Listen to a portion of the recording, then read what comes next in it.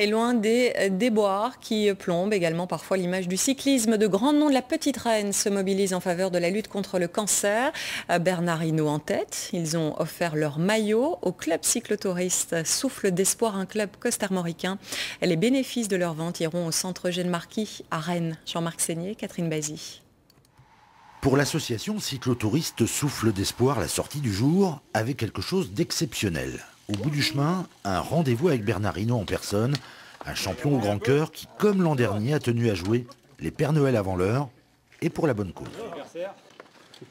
Je t'offre ça pour le tirage au sort.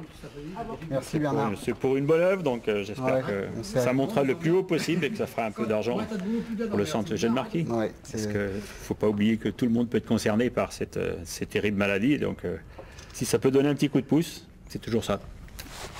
Merci Bernard. Deux maillots mythiques pour ces passionnés qui à l'année roulent pour soutenir la recherche contre le cancer en recueillant des fonds pour le centre Eugène Marquis de Rennes. Ces fonds nous sont bien sûr nécessaires, mais je dirais même indispensables pour justement accompagner la promotion de la recherche que l'on développe en Bretagne. Ça a deux vocations. D'une part, accompagner les études elles-mêmes. Il faut pour la recherche trois sources de fonds, des fonds pour bien sûr les techniques, des fonds pour les matériels et des fonds aussi pour les ressources humaines. Cette année, Souffle d'Espoir renouvelle sur son site la vente aux enchères de maillots de champion.